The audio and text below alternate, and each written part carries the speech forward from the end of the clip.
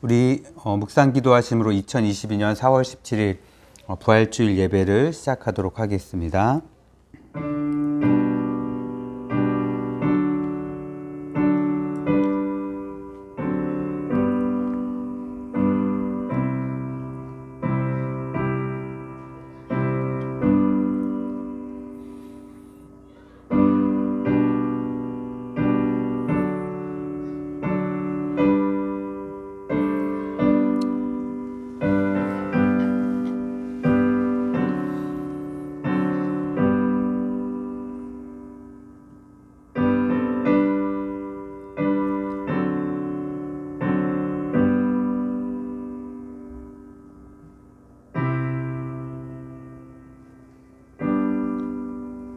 그 여자들이 무서움과 큰 기쁨으로 빨리 무덤을 떠나 제자들에게 알리려고 다름질할세. 예수께서 그들을 만나 이르시되 평안하냐 하시거늘 여자들이 나아가 그 발을 붙잡고 경배하니 이에 예수께서 이르시되 무서워하지 말라. 가서 내 형제들에게 갈릴리로 가라 하라. 거기서 나를 보리라 하시니라. 아멘. 사랑의 하나님, 부활주일을 맞이하여서 또 우리가 특별히 이렇게 함께 모여서 예배로 영광 돌리게 하심을 참으로 감사드립니다. 부활의 첫 열매가 되어주셔서 우리에게 모범을 보여주신 주님, 우리도 주님을 따라 부활의 믿음을 갖고 살아갈 수 있도록 인도하여 주시옵소서. 그래서 세상에서 살아갈 때에 실망하고 좌절뿐인 그런 모습으로 살아가지 않도록 도와주시고, 부활의 믿음을 갖고 후에 우리가 하나님 나라에 들어가 안식을 누리며 주님께서 주시는 놀라운 그런 복들을 누리며 살아갈 것을 기대하며 이 세상에서의 모든 삶을 이겨낼 수 있는 부활의 귀한 증인들이 될 수 있도록 하나님 함께하여 주시옵소서. 이 시간에도 주님께 드리는 귀한 예배 받아주시고 하나님만 영광 받아주시고 또 우리에게 예배를 통해 한없는 은혜를 부어주실 줄 믿습니다. 감사드리며 예수님 이름으로 기도드립니다. 아멘. 우리 사도신경으로 신앙 고백하겠습니다. 전능하사 천지를 만드신 하나님 아버지를 내가 믿사오며 그 외아들 우리 주 예수 그리스도를 믿사오니 이는 성령으로 잉태하사 동정녀 마리아에게 나시고 본디오 빌라도에게 고난을 받사 십자가에 못 박혀 죽으시고 장사한 지 사흘 만에 죽은 자 가운데서 다시 살아나시며 하늘에 오르사 전능하신 하나님 우편에 앉아 계시다가 저리로서 산자와 죽은 자를 심판하러 오시리라. 성령을 믿사오며 거룩한 성도가 서교도는 것과 죄를 사하여 주신 것과 몸이 다시 산 것과 영원히 산 것을 믿사옵나이다. 아멘. 우리 교동문 133번 교독하도록 하겠습니다. 133번 부활절 교동문입니다. 133번입니다.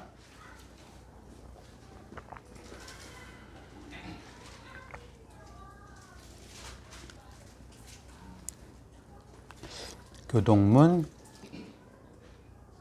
133번. 하나님께서 그를 사망의 고통에서 풀어 살리셨으니 이는 그가 사망에 매여 있을 수 없었습니다.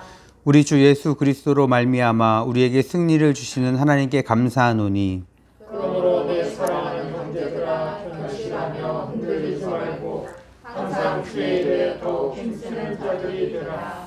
이 말을 할 때에 예수께서 친히 그들 가운데 서서 이르시되 너희에게 평강이 있을지어다 하시니 그들이 놀라고 무서워하여 그 본 것을 영으로 생각하는지라. 예수께서 이르시되 어찌하여 두려워하여 어찌하여 마음에 의심이 일어나느냐.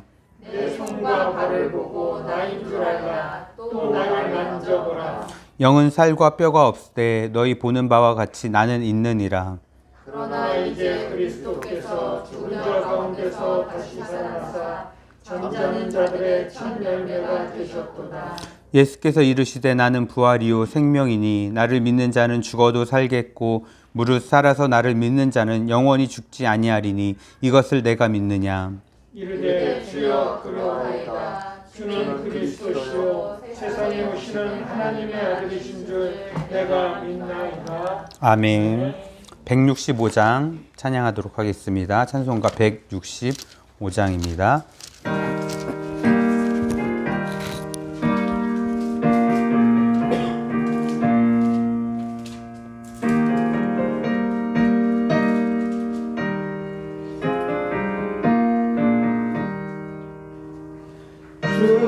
주님께 영광 다시 사신 주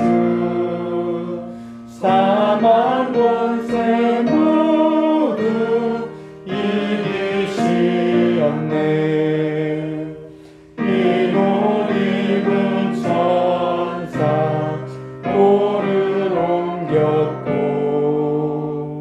누우셨던 곳은 비어 있었네. 주님께 영광 다시 사신 주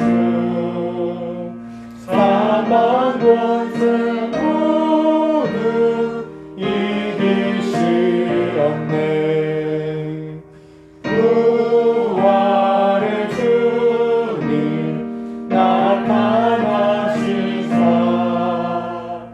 두려움과 의심 물리치셨네. 주의 교회 기뻐 찬송하여라. 다시 사신 주님 죽음 이겼네. 주님께 영광 다시 사신 주 사망 권세 모두 이기시었네. 생명의 있는 영광의 주님 없는 삶은 헛될 뿐이라. 주의 사랑으로 세상이 이기고 요단 건너 오냐 가게 하소서. 주님께 영광 다시 사신 주 사망 권세 모두 이기시었네. 아멘. 드리신 예물 봉헌하겠습니다. 주일원금 저와 이은희 전도사, 홍창희 집사님, 추명숙 권사님, 홍순일 집사님, 홍희경 집사님, 권상현 집사님, 배현경 집사님, 11조 홍희경 집사님 드리셨고요. 부활 감사원금 제가 드렸고, 홍창희 집사님, 추명숙 권사님, 황홍기 집사님, 홍순일 집사님, 홍희경 집사님, 배현경 집사님, 권지아 이렇게 드리셨습니다. 우리 오늘 하나님 말씀을 보도록 하겠습니다. 요한복음 21장 15절에서 17절까지 말씀입니다. 요한복음 21장 15, 16, 17절 신약성경 185페이지 정도에 있습니다. 요한복음 21장 15절에서 17절까지의 말씀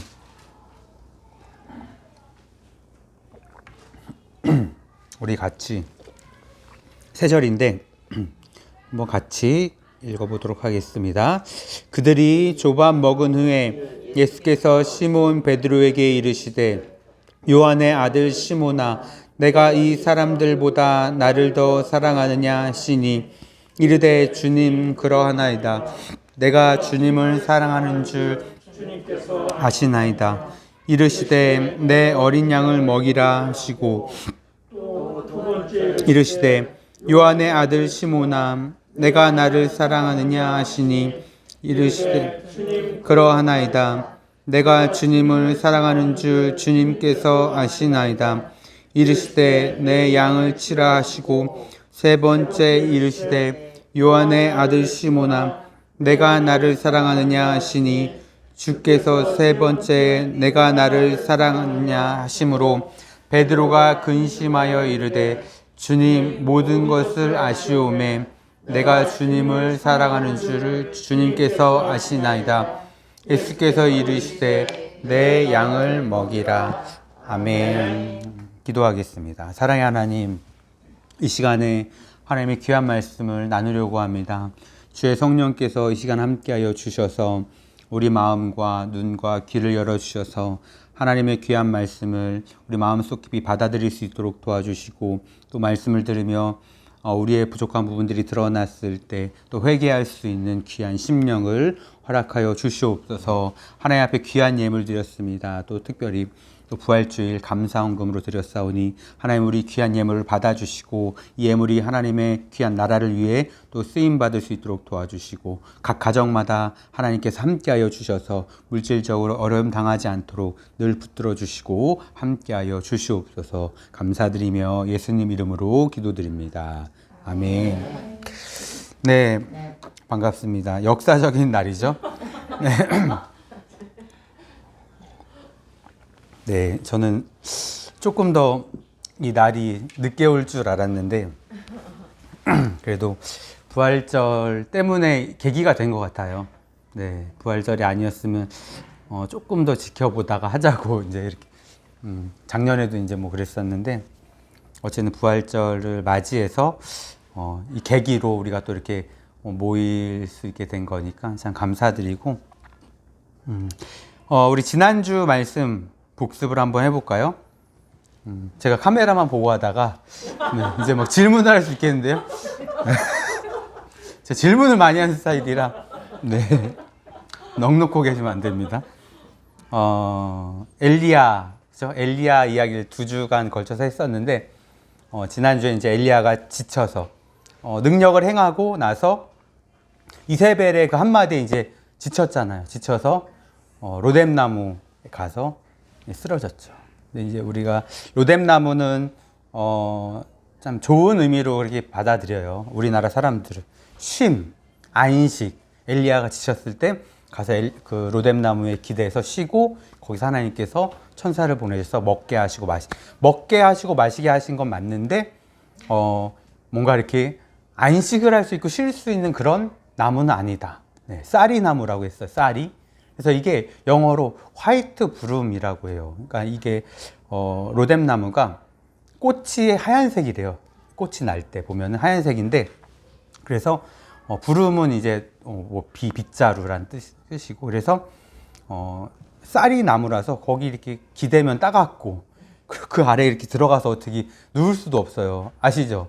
나무가 길게 뻗은 나무가 아니라 그냥 땅에서부터 이렇게 자란 이렇게 줄기만 있는 그런 나무라서 참 어렵습니다. 그래서 로뎀나무는 유대인들이 내가 최악의 고난을 겪고 있는데 그거보다 더 완전히 마지막에 그 최악을 말할 때 로뎀나무를 그렇게 이야기를 해요. 그러니까 그 이미지가 우리나라에서 참 좋은 이미지지만, 그래서 어쨌든 그 로뎀나무 근처에 가서 이제 지쳐서 광야길을 가다가 이제 지쳐서 쓰러졌는데, 그 로뎀나무 옆에 이제 엘리야가 그렇게 있었던 거죠. 쓰러져 있는 엘리야에게 하나님은 천사를 보내셔서 먹고 마시게 하십니다. 그러니까 엘리야가 지쳐 있으니까 먹고 마시는 게 뭐 즐겁겠습니까? 아무리 배가 고프고 목이 말랐어도 너무 이게 이 마음적으로 심적으로 너무너무 이게 쪼그라들어 있으니까 왜 죽기를 구했잖아. 이제는 죽여달라 하나님. 나는 뭐 내 사명도 다 한 것 같고 너무너무 힘들다.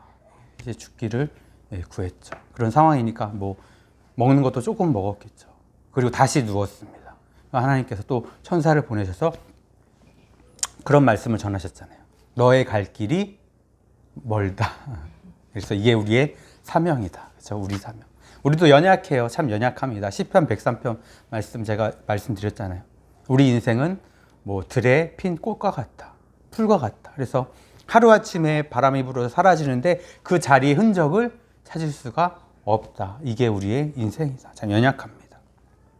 그럼에도 우리는 사명의 길을 계속 가야 되는 것이죠. 우리의 갈 길이 멀다. 그래서 우리 사명길을 갈 수 있도록 하나님께서 이렇게 먹이시고 입혀주시는 것이고, 또 계속해서 능력을 우리에게 불어넣어 주시고 계신 것이죠. 우리는 알지 못하지만 하나님은 한순간도 그 능력을 쉬신 적이 없습니다. 역사 이래로. 그렇죠? 우리의 인생을 계속해서 하나님은 갈 수 있도록 힘을, 능력을 불어넣어 주셨던 거예요. 그런데 우리는 내가 상황이 좋고 뭔가 이렇게 성령 충만하고 뭔가 인생의 일이 잘 풀릴 때는 기분이 좋아요. 그렇죠? 그래서 엘리야가 막 이렇게 그 갈멜산에서 능력을 행한 것처럼 막 그렇게 행해요. 누구를 도와줄 수도 있고 막 그렇게. 그런데 이 반대로 돼버리면은 아무것도 하기 싫고 그냥 그런 상태가 돼버리는 거죠. 그럼에도 불구하고 하나님은 계속해서 능력을 불어넣어주고 계셨다라는 거예요. 예전에도 지금도 앞으로도.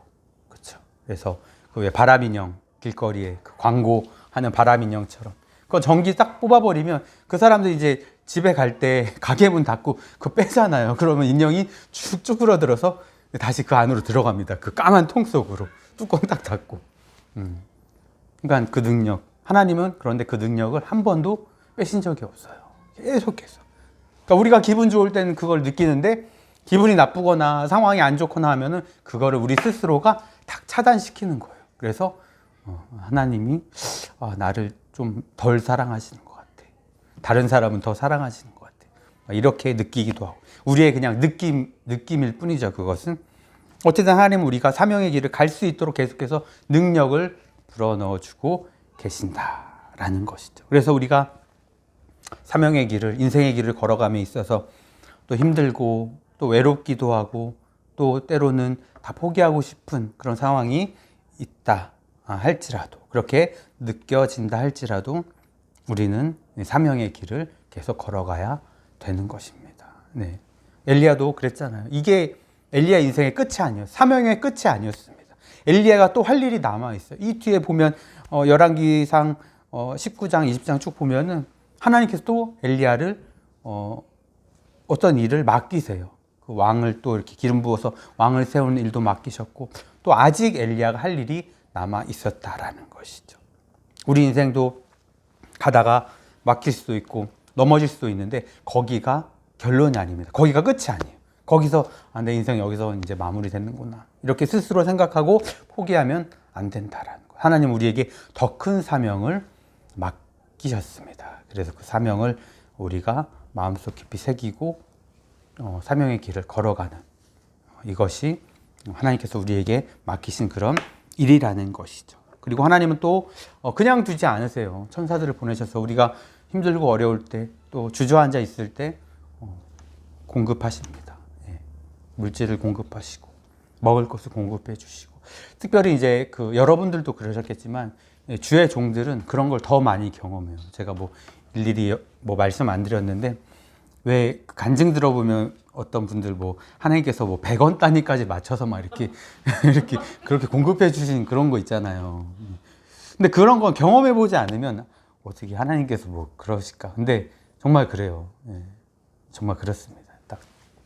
딱딱딱 이렇게 맞춰서 공급해 주시고 어려울 때 도우시고 우리는 사명자입니다. 그래서 주저앉지 마요. 주저앉을 수는 있어요. 넘어질 수 있죠. 어떻게 인생길을 걸어가는데 뭐 넘어지지 않는 사람이 어디 있고 주저앉지 않는 사람이 어디 있습니까? 그럴 수 있지만 거기서 결론을 내리면 안 된다는 거예요. 우리의 결론은 하나님 나라입니다. 하나님 나라에 가서 영원히 사는 것이 우리 인생의 결론인 것이죠. 그래서 지치지 마시고 하나님께서 공급해 주시는 그 능력들 지칠 때마다 하나님의 은혜를 더욱더 공급받는 우리들이 되어야 되는 것이죠. 자, 오늘 말씀은 이제 우리가 부활절을 맞이해서 이렇게 공동체가 함께 모였죠. 공식적인 그런 첫 번째 모임입니다. 비공식적인 모임은 작년 7월 3일 기억나십니까? 아까 황 집사님이 이제 차에서 오실 때 날짜를 정확하게 기억하고 계셨는데 저희 아버지 장례식 때 그때 거기 이제 이렇게 모이셨었죠. 홍 집사님 저녁 때 이제 오셨었고 어쨌든 그렇게 얼굴을 그때 뵈니까 너무너무 정말 반갑고 기뻤는데 우리가 예배로 이렇게 모이니까 더 기쁜 거죠.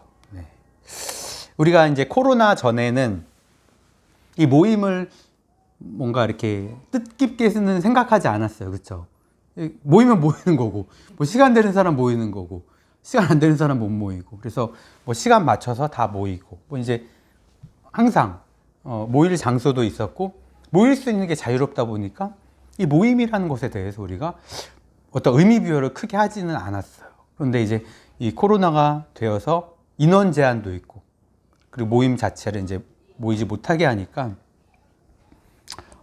참 이게 정말 소중한 것이었구나. 모일 수 있다라는 게. 모일 수 있다라는 게. 그리고 저희 같은 경우는 또 이제 장소도, 그렇죠. 이제 우리 배영계 집사님이 이렇게 장소를 또 이렇게 헌신하셔서 우리가 이렇게 모일 수 있는 건데, 우리는 아직 이제 정확한 교회 장소가 없기 때문에 이 장소도 그렇고 모임도 그렇고 참 이런 것들이 다 소중한 것이구나. 이것들을 참 코로나 시대를 맞이하면서 이제 깨닫게 된 것이죠.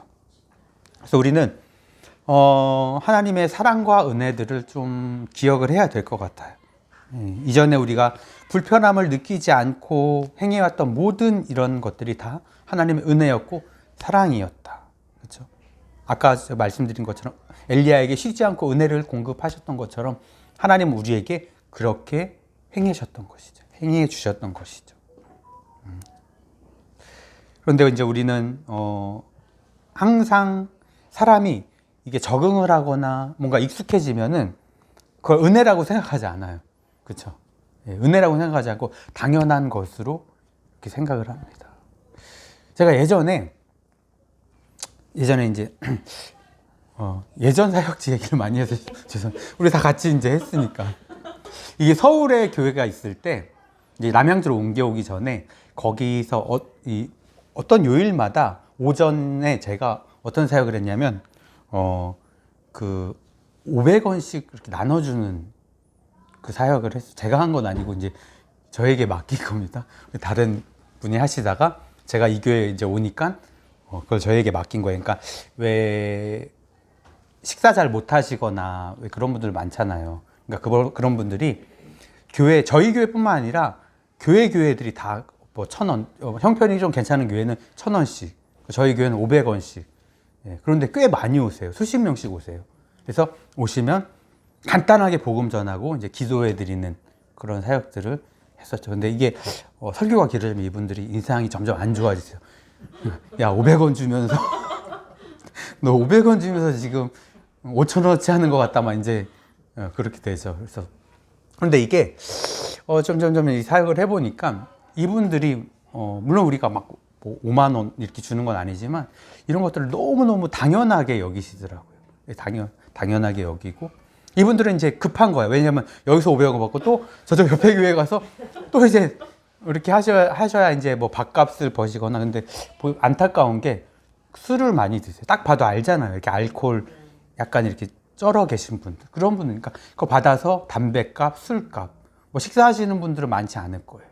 여기 저희 교회에서 받아서 그렇게 이제 뭐 그런 비용으로 많이 쓰시는 분들이었는데, 근데 이게 이제 보니까 물론 500원이지만 감사하게 받는 분들은 많이 없어요. 이렇게 제가 이렇게 그걸 마치고 말씀 마치고 기도하고 딱 이렇게 나눠 드리는데 그냥 바쁘니까 막 이렇게 받아서 그냥 이렇게 다른 스케줄로 가시고 그런 걸 보니까 참 500원을 떠나서 사람은 그런 것 같아요. 뭔가 익숙해지거나 뭔가 그래지면은 은혜라는 것, 이걸 다 이제 망각하게 되는 거죠. 사람이 그렇습니다. 그래서 우리가 하나님의 은혜와 사랑들이 참 많이 있는데 익숙해지고 하다 보니까 이게 은혜와 사랑이 아니라 그냥 뭐 당연한 우리의 일상이 돼버렸던 것이에요. 그래서 코로나 전에는 우리가 참 그렇게 살아왔어요. 그런데 코로나가 되면서 이런 부분에 대해서 우리가 많이 이제 느끼게 된 것이죠. 여러분, 뭐 제가 설교로도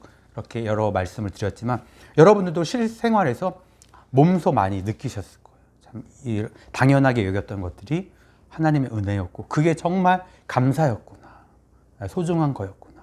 네, 그런 것들은 이제 우리가 코로나 시대를 이제 이렇게 살아가면서 많이 느꼈던 것이죠. 그래서 우리 그리스도인들은 더 특별히 하나님의 은혜와 사랑, 감사에 대해서 좀 더 많이 우리는 생각을 하면서 살아가야 되는 것이죠. 자, 여러분 고난 주간 한 주간은 어떻게 보내셨습니까? 뭐 그냥 사는 게 바빠서 그냥 뭐 똑같았습니다. 뭐 그런 분들도 있고 그래도 조금 뭔가 조금 뭐 다르게 보내신 분들 있고 나름대로 뭐 잘 보내셨겠죠. 근데 저는 청년 시절이나 전도사 시절에는 정말 이 고난 주간을 뭔가 이렇게 의미 있게 보낸 것 같아요. 예, 정말 거룩하게. 예, 거룩하게. 그때 막 청년 시절에 PC방도 다니고 그랬어요. 예. 왜냐면 그때가 제가 스타크래프트 세대입니다. 여러분, 스타크래프트라고 아시나요, 혹시? 깨빈 얘기해서 죄송한데, 지금도 막 여러 가지 게임을 해요. 아이들이 PC방 가면 하잖아요. 총싸움도 하고. 그런데 그런 PC방이 생긴 계기가 거의 스타크래프트예요. 제가 99학번 대학교가 이제 99학번인데 98년도가 99년도에 이게 나왔어요. 그래서 그때 막 뉴스에도 나왔습니다. 왜냐면 사람들이 짜장면을 PC방에서 짜장면을 시켜서 그 짜장면을 먹어가면서 그렇게 게임을 했었습니다. 예, 그런 세대인데 어쨌든 그때는 PC방도 가지 않고 한 주간만 이제 한 주 지나면 이제 부활절에 기쁘니까 또 가자 하고 예배 끝나고 또 그때가 이제 군대 가기 전에 대학생 때니까 얼마나 이게 놀고 싶겠습니까? 난 군대 가면 이제 아무것도 못 하니까 놀아야지 하고 네, 그때 뭐 신학교는 다녔지만 공부는 잘 안 했어요. 네, 솔직한 고백입니다. 2년은 그냥 놀았던 것 같아요. 제가 군대를 좀 늦게 가서 2학년까지 마치고 아니면 1학년을 마치고 원래 2학년도 다녀야 되는데 그 1년 동안은 아르바이트를 하면서 좀 그렇게 했던 것 같아요. 어쨌든 네.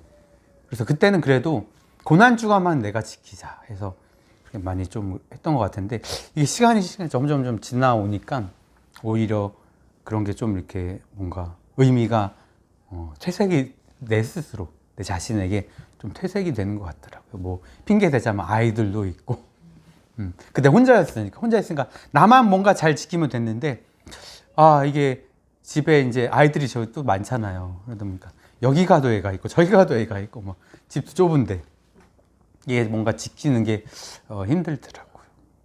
어쨌든 여러분들 의미 있게 다 그렇게 한 주간을 보내셨으리라 생각이 됩니다. 자, 우리가 잘 알고 있듯이 주님께서는 죄가 없으셨어요. 1도 없으셨습니다. 네, 0.1도 없으셨어요. 죄가 없으신데도 불구하고 그럼에도 우리를 위해서 우리 죄 때문에 이 세상에 오셨고 십자가에 달려 돌아가셨던 것이죠. 여러분 얼마나 억울한 일을 당해보셨습니까? 그러니까는 보통 억울한 일은 뭐 우리가 평상시에 이렇게 맞이할 수 있는데 엄청 억울한 일, 정말 인생을 살아가면서 정말 큰 억울한 일을 아마 여러분 다 당해보셨을 거예요. 저는 인생에서 뭐 여러 가지 억울한 일을 당해봤는데 가장 억울한 일은 초등학교 때예요. 국민학교 때죠. 한 4학년, 5학년 때 된 것 같아요. 그때 제가 학교를 갔다가 이제 왔어요. 학교를 갔다가 그때는 뭐 학원 이런 게 거의 없었던 때고 집에 왔는데 딱 문을 열었는데 무슨 모임처럼 이렇게 동그랗게 앉아 있는 거예요. 거기 저희 어머니, 어떤 모르는 아주머니, 제 친구, 그리고 또 뭐 몇몇 분들 이렇게. 그런데 분위기가 좀 심상치 않아요. 이 친구는 이렇게 아이스크림을 먹다 말고 이렇게 들고 있으니까 이게 흐르잖아요. 녹아서 다 저희 그 바닥에 흐르고 있고. 근데 얘가 울고 있는 거예요. 제 친구가. 저는 아무것도 모르니까. 근데 딱 들어가자마자 저희 어머니가 너 어제 차 긁었냐? 그래서 난 안 긁었다. 안 긁었다. 절대 안 긁었다. 그랬는데 이제 그 옆에 있는 아주머니가 그 차주였던 거예요. 차주인. 그 아주머니가 어떻게 말하냐면 네 친구가 너랑 같이 긁었다고 했다. 그래서 여기 찾아온 거다. 저는 너무 억울한 거예요. 긁은 적이 없는데 긁었다고 하니까. 근데 제가 아직도 기억하는 게 그 차가 뭐였냐. 프레스토였어요. 여러분 뭐 아시는지 모르겠지만 그 당시에 좋았던 차. 예, 그 당시에 뭐 그랜저급 소나타급은 아니고 그 중간급이었는데 어쨌든 새 차였어요. 알아요. 그 동네에 이제 그 차 이렇게 있었고 은색 차였는데 새 차였으니까 기억하죠. 이제 놀면서 이렇게 봤으니까. 그런데 그 차가 이렇게 주차를 해놨는데 벽 앞에 주차를 해놨어요.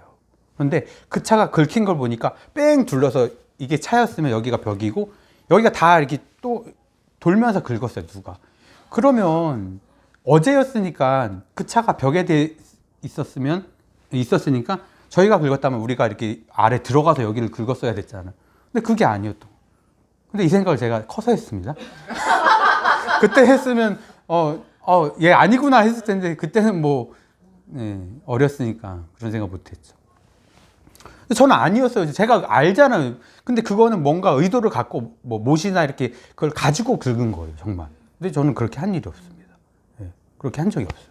근데 그 친구가 울면서 네가 했잖아 막 이렇게 하는 거예요. 근데 그 친구 어떤 친구냐, 저한테 맨날 두드려 맞던 친구였어요. 그러니까 1년에 걔랑 300번 싸웠는데 제가 300번을 다 이겼어요. 예. 그래서 맨날 걔네 엄마한테 혼나고 막. 근데 또 놀 땐 놀고 예. 근데 걔가 막 그렇게 하니까 좀 너무 억울하죠. 그래서 그냥 그러니까 저희 어머니가 인정을 했어요. 그런 상황이 이렇게 되다 보니까 인정을 하고 나중에 제가 그 친구한테 이제 너 왜 우리 안 긁었는데 너 왜 긁었다고 했냐. 그러니까 걔가 그 친구가 뭐라고 하냐면 저 아줌마 오빠가 경찰이다. 그래서 이제 그 아줌마가 이렇게 위협을 했나 봐요. 그 친구를 너 우리 오빠가 근처에 살았는데 경찰이야. 또 거짓말하면 너 뭐 잡혀가. 이제 그런 식으로 이제 협박을 한 거예요.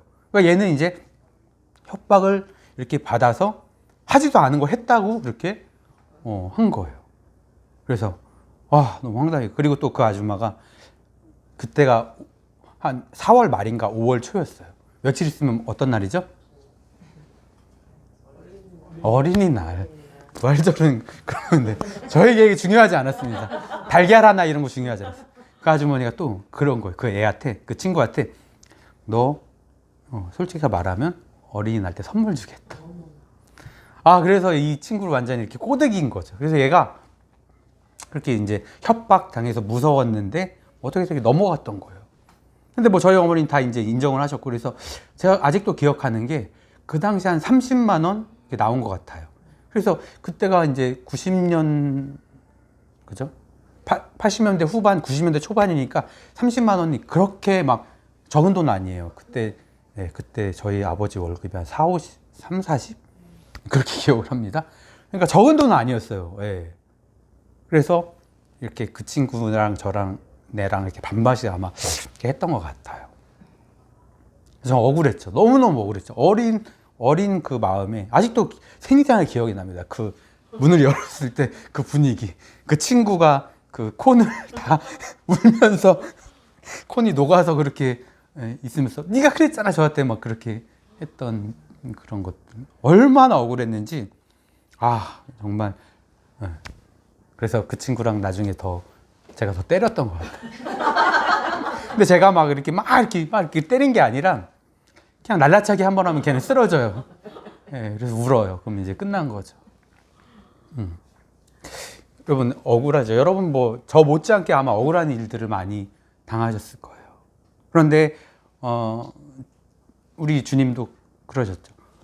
죄가 하나도 없었어요. 죄가 하나도 없으셨는데 끌려가셨죠. 그런데 끌려가실 때 도살장에 끌려가는 순한 어린 양처럼 그렇게 끌려가셔서 그 십자가의 모진 고통들을 다 견디셨던 것입니다.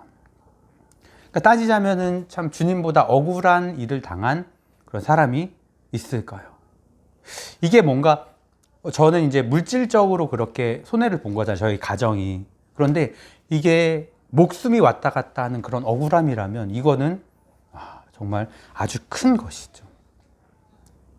그러니까는 뭔가 사람들도 목숨이 왔다 갔다 하는 게 아니라 그냥 물질이 조금 이렇게 그렇게 없어지는 거라면 서로 이렇게 합의를 봐요. 용서도 해주고 때로는 작은 것이라면 용서도 해줘요. 엊그제 기사 보니까 뭐 차를 누가 어떻게 했는데 그 주인이 그러니까 수리 갔는데 별로 안 나왔다. 그래서 그냥 없던 일로 하겠다 이렇게 했다고 해요. 그래서 그 이제 피해를 주는 사람이 너무 감사해서 그 간식거리를 또 그 이렇게 보내줬다라고 그런 훈훈한 이야기를 봤습니다. 예. 그래도 대단한 사람이에요.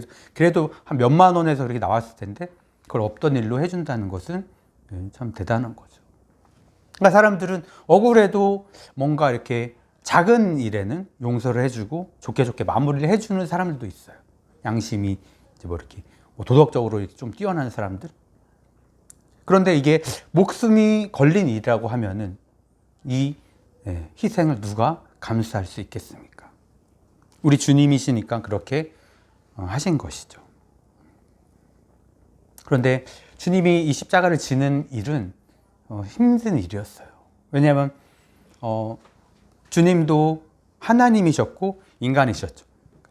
근데 우리가 좋아하는 반반이 아니에요. 뭐 후라이드 반, 양념 반, 뭐 짬짜면 이렇게 해서 항상 고민이죠. 짜장면집 가면 저도 그래요. 짜장면도 먹고 싶고 짬뽕도 먹고 싶고. 그래서 사모님한테 합의를 하죠. 내가 짜장, 당신이 짬뽕. 네. 우리는 반반을 좋아해요. 그런데 예수님 딱 반반이셨을까요? 50% 인간, 50% 하나님? 그게 아니에요. 예. 100% 하나님이시면서 100% 사람이셨어요. 그러니까 이게 뭐 상상이 안 되죠. 이해도 안 되고. 그렇기 때문에 예수님은 우리가 겪는 모든 감정들, 고통들 다 느끼셨어요. 우리 성경에 보면 나오시잖아요. 피곤하셨고, 그렇죠? 또 배고프셨고, 또 십자가 지실 것을 앞두고 그 골고다 거기서, 그렇죠? 또 기도하시면서도 어떻게 하셨습니까? 막 그쵸? 땀이 막 핏방울이 되도록 기도하시면서 이 잔을 내게서 옮겨달라. 옮길 수 있다면. 하지만 아버지의 뜻이라면 내가 그냥 이 사명을 지고 가겠습니다. 결국 그렇게 지고 가신 것이 지고 가셨는데 어쨌든 이 고통에 대해서 예수님도 너무너무 힘드니까 인간적으로 너무너무 힘드니까 그렇게 하나님 앞에 토로를 하셨던 것이었죠. 자, 그런데 이제 사람들은 예수님께서 이 예루살렘 성에 입성하실 때, 나귀를 타고 입성하실 때 어떻게 했습니까? 그 종려나무 가지를 흔들면서 호산나 그러면서 우리를 구원해 달라 이렇게 이야기를 했었죠. 그런데 예수님께서 십자가에 딱 달리시니까 그때 사람들이 어떻게 했죠? 예수님이 체포되시고 달리시는 그 과정에서 그 사람들, 그 종려나무 가지를 흔들었던 사람들이 다 돌변한 거예요. 우리가 알던 그 메시아가 아니구나. 메시아는 십자가에 달리면 안 돼요. 메시아는 막 능력으로 막 그 현재 뭐라고 하죠? 그 정치를 맡고 있는 그 사람들, 위정자들을 다 물리치고 예수님께서 새로운 나라를 막 세우시고, 자기들에게 뭔가 이득이 되는 이런 것들을 막 나눠주는 제자들도 똑같았어요. 뭔가 한 자리씩 차지하려는 그런 게 있었잖아요. 그런데 십자가에 체포되시는 과정부터 뭔가 이상한 거예요. 아닌데? 그럼 체포되시면 안 되는데? 아니, 힘이 없으신가? 능력이 없으신가? 내 병도 낫게 하셨는데? 제자들도, 아니, 그렇게 능력 많으신 우리 예수님, 우리 랍비이신 선생님께서 왜 저렇게 어린 양처럼, 순한 양처럼 저렇게 하시지? 뭔가 막 혼란이 왔던 거죠. 그런데 계속 지켜보니까 십자가에 완전히 달리신 거예요. 그러니까 거기서 사람들이 완전히 다 실망을 하고, 낙심을 하고, 제자들도 다 어떻게 합니까? 다 돌아간 거예요. 도망간 거죠. 도망가서 이제 뭐 없잖아요. 이제 예수님을 따라다닐 수도. 왜냐면 저렇게 잡히셨으니까, 돌아가시니까, 죽으실 거니까. 그래서 다 포기하고 자기 생업전선으로 다 그냥 그렇게 뛰어들었죠. 그러니까 예수님을 생각할 때 참 예수님이 능력을 펼치셨을 때는 사람들이 많았어요. 자기 병을 고치기 위해서, 뭔가 얻기 위해서, 그렇죠? 따라다녔는데 예수님이 정작 십자가에 딱 달리시니까, 죽으시게 됐으니까 사람들이 다 포기하고 다 외면하고. 그래서 예수님께서 참 그 십자가에 달려 죽으신 그 사건은요, 뭐 신체적인 고통도 있었겠지만 심적으로도 정말 외로우셨다. 그렇죠? 아무도 없었어요. 몇 명 빼고, 그렇죠? 여인들 몇 명 뭐 빼고는 아무도 없었습니다. 얼마나 외롭게 그렇게 십자가의 길을 가신 것입니까? 저희 이제 이것을 묵상하면서 예수님의 이 외로움을 묵상하면서 이제 저희 제가 작년에도 얘기했잖아요. 저희 아버지 돌아가시는 그 과정들 그런 게 생각이 나더라고요. 그러면서 참 이 마지막에 이 서울의 병원 오셨을 때 그때는 제가 못 가드렸어요. 제가 가야 되는데 아르바이트 한다고 그게 뭐라고 못 가드려서. 그런데 저희 어머니도 그렇고 저희 누님도 저도 이제 뭔가 이렇게 그렇게 빨리 악화될 줄은 몰랐죠. 그게 마지막인 줄 알았다면 뭐 다 생업 제껴놓고 가서 해드리고 도와드리고 했을 텐데 그게 마지막인 건 몰랐죠. 그래서 마지막 이제 그때는 걷기도 힘드신데 기차 타고 올라오셔서 택시 타고 또 어디 병원이 세브란스 병원, 세브란스 병원까지 오셔서 혼자 진료 다 보시고 또 복수 차니까 또 거기 응급실 가셔서 이거 또 빼시고 그렇게 하고 또 내려가신 거예요. 그리고 나서 너무 안 좋아지셔서 이제 요양병원으로 옮기셨다가 이렇게 돌아가신 것이죠. 그러니까 지금도 어머니가 그런 얘기를 하세요. 마지막에 너무너무 힘드시고 불편하신데 혼자 그렇게 기차를 타고 보낸 게 너무너무 마음에 남는다. 그런 얘기를 하시더라고요. 어머니도 이제 생업이 있고 그렇게 하니까 돌봐드리지도 못하고 그래서 지금 생각하면은 참 그 마지막에 홀로 외롭게 참 그 길을 가신 것 같아요. 그래서 너무 지금 생각해도 너무 죄송해요. 저희 아버지께 그 길을 외로운 죽음의 길을 고통의 길을 홀로 좀 이렇게 있게 해드려서 참 그게 너무 죄송하더라고요. 제가 돌아가시기 한 2, 3일 전에 왔다 갔다 했을 때는 거의 의식이 없으셨으니까. 그런데 지금 이제 기억하는 게 거의 돌아가시기 한 하루 전날 제가 이제 갔었는데 거의 의식이 없으셨는데 제가 이제 빨리 가서 이제 병원에서도 이제 빨리 와야 될 것 같다, 위급하다 해서 막 이제 달려갔어요. 그래서 이제 빨리 기도를 이제 해드렸죠. 이제 임종하시기 전에. 근데 제가 딱 손잡고 기도를 해드렸는데 제가 이제 기도해드리고 아멘 하니까 아버지가 막 이렇게 고개를 끄덕이시면서 그렇게 하시더라고. 아멘을 또. 그러니까 아멘으로 한 건 아닌데 제가 아멘 이렇게 하고 말을 하니까 그걸 또 이렇게 받아들이시더라고요. 예. 그래서 와, 정말 좀 놀랐습니다. 의식이 없으셨는데. 그리고 또 돌아가셨을 때도 저는 물론 슬펐죠. 저희 이제 누나랑 저랑 있었는데 누나는 이제 이렇게 울고 했는데 저는 물론 슬펐지만 이제 고통을 다 벗고 하나님 이제 하나님 품에 이제 가셨다는 그 생각 때문에 저는 어떤 슬픔보다는 어쨌든 기쁨이 있었습니다. 예. 이거 오해하시면 안 됩니다. 임종하셨는데 기뻤다고 이렇게 하시면 안 되고 어떤 그런 영적인 기쁨이 저도 모르게 그게 하나님께 싹 주시더라고요. 아버지가 천국 가셨구나 이런 확신이 딱 들면서 그런 생각이 듭니다. 그런데 이제 돌아가시고 나서 인간적으로 보고 싶고 제가 해드리지 못한 그런 어떤 안타까움에 대해서는 되게 막 슬퍼요. 되게 슬퍼요. 한동안 되게 슬펐습니다. 그게 아버지가 천국에 가신 것은 기뻤지만 어떤 인간적인 면으로 해드리지 못한 아들로서 그렇게 그런 부분에 대해서는 불효한 것에 대해서는 되게 슬펐어요. 어쨌든 예수님께서 홀로 죽음의 길을 걸어가신 이것을 이제 묵상하면서 이런 생각이 좀 들었습니다. 그런데 여러분, 예수님의 죽음이 그냥 십자가에서 돌아가셔서 그 죽음으로 끝났다면 예수님은 그냥 위인, 우리가 알고 있는 위인들처럼 그 위인의 한 명으로 그렇게 끝났을 것입니다. 전혀 그 사람들이랑 다르지 않았을 거예요. 그리고 우리가 성경책을 읽는데 이것도 그냥 위인전, 예수님이라는 그 위인을 알려주는 그 위인전에 불과했을 것입니다. 하지만 예수님은 쓸쓸했던, 외로웠던 죽음을 이기시고 3일 만에 다시 살아나셨죠. 다시 살아나셔서 스스로 우리들의 첫 열매가, 부활의 첫 열매가 되어 주신 것입니다. 자, 그렇다면 우리가 이 부활의 주님을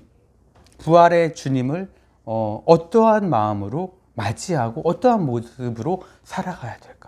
두 가지만 말씀드리려고 합니다. 자, 첫 번째는 결단이 필요하다는 거예요. 결단. 예수님께서 죽으셨을 때 그분을 따라다녔던 많은 사람들, 그 제자들, 아까도 말씀드렸잖아요. 다 떠났어요. 특별히 오늘 말씀에 나오는 베드로, 잘 아시죠? 생업 전선으로 갑니다. 자, 베드로 마음은 어땠을까요? 자책감. 왜? 자기는 예수님을 다른 제자들보다 가장 더 사랑하고 예수님을 끝까지 내가 지키겠다. 뭐 그렇게 호언장담했는데 3번이나 부인했잖아요. 그러니까 이건 뭐 할 말도 없는 거예요. 그래서 두렵기도 했고, 그래서 예수님을 떠나서 예수님 계신 곳을 떠나서 다시 고향으로 와서 갈릴리에서 이제 그렇죠? 고기를 잡고 있었죠. 자, 그런데 예수님께서 그 베드로에게 직접 찾아갔습니다. 부활하셔서 찾아가셨어요. 그런데 그 전날 밤에 여기에 몇 명이 있었냐면 베드로를 포함해서 한 6, 7명의 제자들이 있었습니다. 그러니까 왜 어부였던 제자들이 다 이제 할 일이 없으니까 같이 다 이제 다시 생업으로 돌아간 거죠. 그래서 6, 7명이 밤새 고기를 잡았는데 몇 마리 잡았습니까? 한 마리도 못 잡았어요. 한 마리도. 그래서 뭐 제자들도 이상하게 생각했죠. 오늘은 날이 아닌가 보다 해서. 밤이 새서 그 다음 날이 됐잖아요. 그 다음 날이 됐는데 이제 예수님께서 자기들 한 마리도 잡지 못해서 힘들고 피곤한 그 상태에서 예수님께서 오신 거예요. 예수님께서 배 오른편에다가 그물을 내려라. 그래서 베드로와 제자들이 내리죠. 자, 내려서 잡으니까 그게 몇 마리였죠? 153마리. 모나미 볼펜 여기 있나요? 그 볼펜 그렇게 생긴 겁니다, 여러분. 그 회장님이 이제 사업을 하면서 크리스찬이었는데 사업을 하면서 사업이 잘 안 됐어요. 그러니까 물론 처음부터 안 되지 않았겠죠. 막 중간에 이렇게 하면서 막 잘 되고 하니까 약간 이게 신앙생활을 등한시한 거예요. 하나님께 뭐 이렇게 드려야 될 것도 우리가 드리고 뭔가 헌신도 하고 막 이렇게 해야 되는데 그런 것들이 약간 이제 사업을 한다는 핑계로 그렇게 된 거죠. 그러다 보니까 이 사업이 좀 어려워진 거예요. 그러니까 이 회장님이 뭔가 이렇게 회개를 했습니다. 아, 하나님, 내가 사업 핑계로 하나님을 잘 섬기지 못했고, 뭐 드려야 될 것도 드리지 못했고, 근데 제가 앞으로는 다시 한번 정신 차리고 제대로 신앙을 먼저 제가 갖겠습니다. 회복하겠습니다. 이렇게 하면서 그때 이제 153 볼펜을 만든 거예요. 이 성경을 읽으면서 요한복음 여기 읽으면서 153마리 그거를 볼펜 여기다 새겨 넣자. 그래서 153. 근데 이 볼펜이 어떻게 됐습니까? 대박을 쳤죠. 지금도 써요. 싸구려 볼펜으로. 그쵸? 똥이 너무 많이 나와. 이건 뭐 이렇게 우리가 오래 쓰는 그런 건 못해요. 똥이 너무 많이 나와서. 어쨌든 싸고 값싸고 우리가 일상적으로 가장 많이 쓰는 볼펜이 됐죠. 153. 그래서 대박이 난 거예요. 그래서 이 모나미 회사가 다시 이제 이렇게 좀 일어섰죠. 일어섰어요. 그리고 지금은 뭐 그런 볼펜도 나와요. 여러분 뭐 이렇게 보시면 아시겠지만 독립 운동가들 뭐 그렇게 그 사람들 뭐죠? 뭐 이름을 넣고 뭘 이렇게 그런 것도 만들어요. 좀 의미 있는 뭐 그런 것도 많이 하더라고요. 네. 어쨌든 네, 153 153마리를 잡게 됩니다. 여러분, 그리고 예수님께서 친히 아침을 차려주시죠. 조반을 차려서 제자들을 부릅니다. 베드로의 마음이 어땠을까요? 이제 예수님인 것을 이제 알게 됐죠. 그래서 가시방석이죠. 예수님께서 다 아시죠. 왜 모르시겠습니까? 우리가 뭐를 잘못하고 뭐를 마음속에 응어리로 어떤 거를 가지고 있고 뭐를 어려워하고 뭐를 힘들어하고 예수님 다 아시죠. 베드로의 마음을 왜 모르셨을까요? 그 찾아간 이유가 있잖아요. 그렇죠? 갈릴리를 찾아간 이유가 다른 제자들도 물론 보시려고 가셨겠지만 중요한 건 베드로였어요. 베드로는 지난번에 말씀드렸지만 3이라는 숫자를 가장 싫어했어요.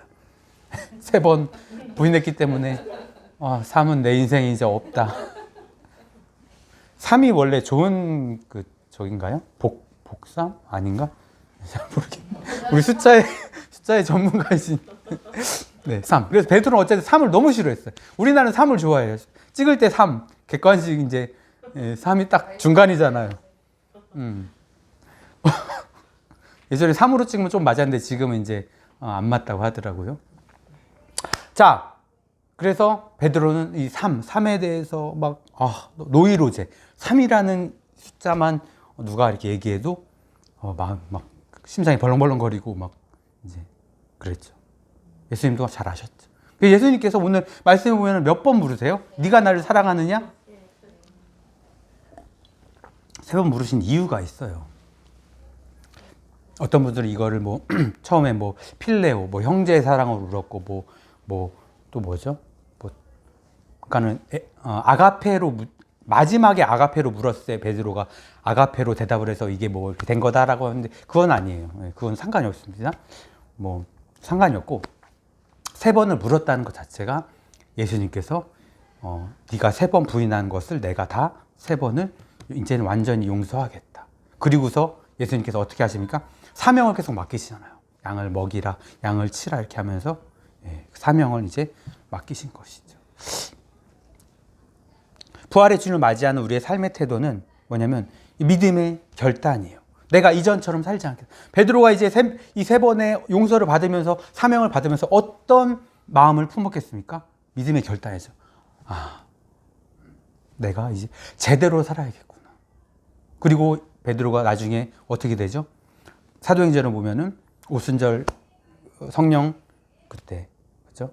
성령을 받고 인생이 완전히 변해요. 그래서 사도행전에 보면 베드로가 어떻게 살았는지 나와요. 복음을 전하고 죽음을 각오하고 그렇게 사는 모습들이 나오죠. 완전히 변했던 것입니다. 이전에는 말로만 했어요. 그렇죠? 베드로가 말로만 했어요. 왜냐하면 3번 부인한 것을 우리는 알고 있잖아요. 그러니까 말로만 한 거예요. 말로만 했다가 자기가 죽게 되니까 자기가 좀 뭔가 이렇게 사람들로부터 막 그런 걸 당하게 되니까 부인하고 그냥 왔던 거잖아요. 말로만 했었던 그런 모습이었습니다. 그런데 이제 예수님을 만나고 나서 예수님께 새로운 사명을 부여받고 나서는 이 믿음의 결단을 탁 내렸던 것이에요. 나는 말로만 살지 않겠다. 이제는 나는 내가 행하면서 정말 믿음의 어떤 그런 주님의 사랑을 내가 실천하며 살겠다. 이렇게 완전히 삶이 변했던 것이 믿음의 결단이 있었던 것입니다.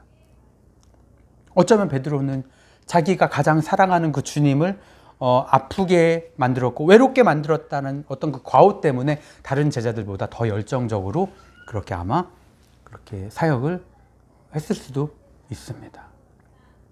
우리도 이제 삶에서 이 부활하신 주님과 함께 믿음의 결단을 내려야 됩니다. 뭐 이전까지 우리가 뭐 어떻게 살아왔는지는 우리 스스로가 잘 알겠죠.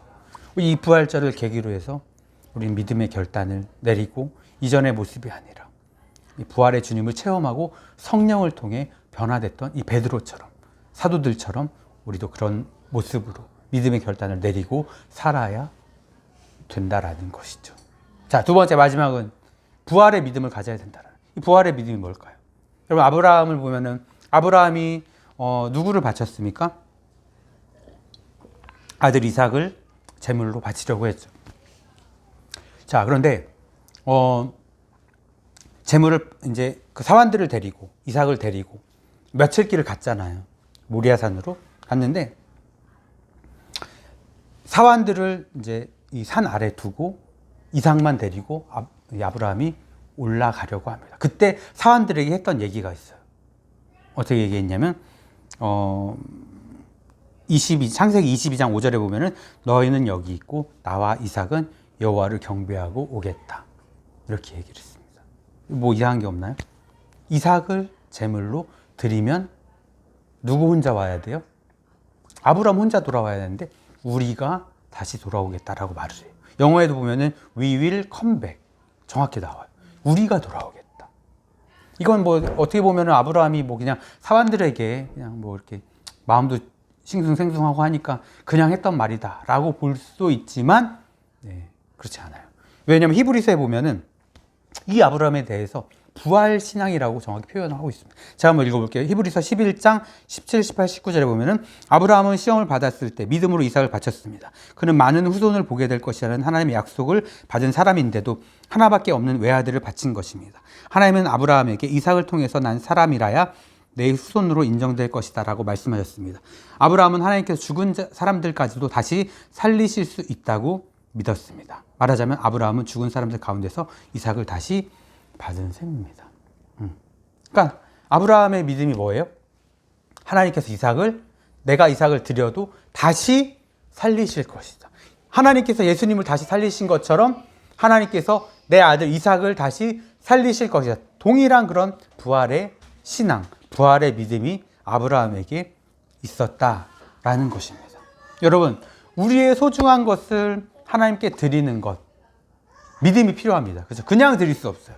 그렇다고 매번 하나님께서 우리에게 매번 뭐 소중한 거 생기면 가져와. 소중한 거 생길 때마다 가져와. 뭐 거덜나죠. 뭐 이거 교회 다니겠습니까?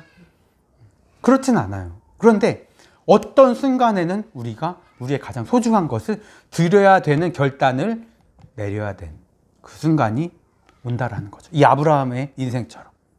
여러분, 그럴 때, 그런 상황이 찾아왔을 때 우리의 소중한 것을 하나님께 드릴 수 있는 믿음, 이게 바로 부활의 믿음 아닙니까? 왜? 내가 내 소중한 것을 하나님께 드려야 돼요. 그러면은 지금 나는 힘들어질 수도 있어. 내 마음이 너무 힘들고 경제적으로 힘들어지고 뭐 여러 가지로 힘들어질 수도 있지만 하나님께서 더 좋은 것으로 채워주실 것이다.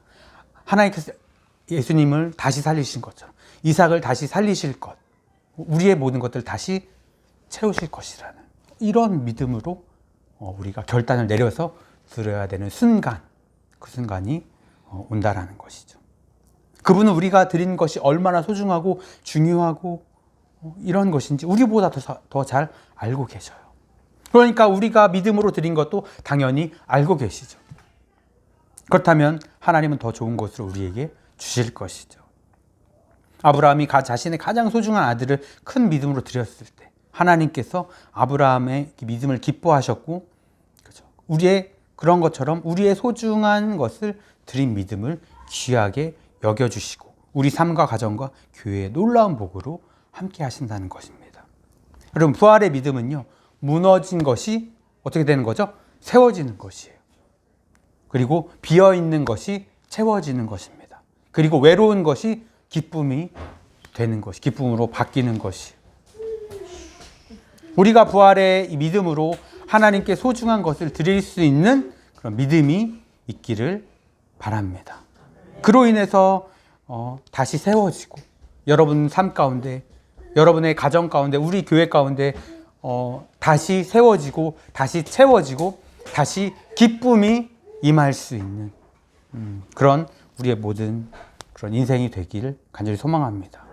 우리가 한 주간 부활의 기쁨을 간직하며 믿음의 결단, 앞으로 내가 이렇게 살지 않겠다. 그리고 또 부활의 믿음, 이것으로 승리하시는 이 한 주간이 되시기를 간절히 소망합니다. 기도하겠습니다. 사랑의 하나님, 십자가에서 모진 고통을 당하시고 우리 죄를 위해서 끝까지 견디신 예수님, 참 감사드립니다. 예수님께서 그 고통을 견디시지 않았다면, 못했다면 우리는 죄로 인해 오늘도 헐떡이고 또 살아갈 어떤 그런 이유와 목적들이 다 사라진 그런 암울한 인생을 살고 있을 것입니다. 주님께서 십자가에서, 그 영광의 십자가에서 모든 고통을 견디셨고 또 다시 부활의 산소망이 되셔서 또 우리 인생 가운데 소망이 되어 주셨습니다.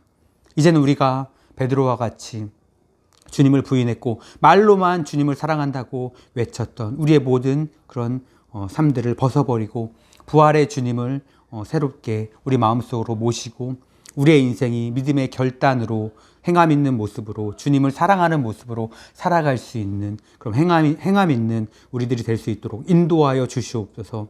하나님, 말로 하는 것은 누구나 할 수 있습니다. 세상 사람들도 말로는 다 할 수 있는 것입니다.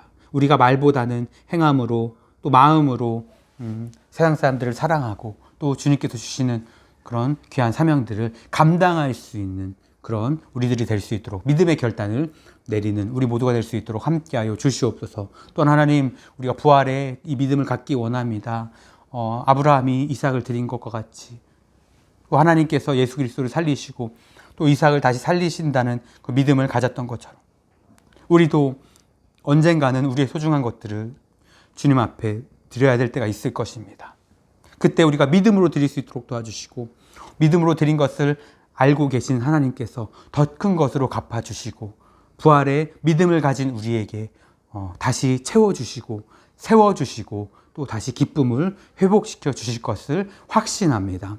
우리가 한 주간 살아갈 때에 이 부활의 믿음을 갖게 하시고 믿음의 결단을 갖게 하셔서 승리케 하시며, 또 부활의 기쁨이 우리 삶 가운데 이 한 주만이 아니라 영원히 우리가 주님의 그 나라를 가는 날까지 이 부활의 기쁨을 우리 마음속 깊이 간직하며 살아갈 수 있는 참된 그리스도인들이 될 수 있도록 하나님 함께하여 주시옵소서.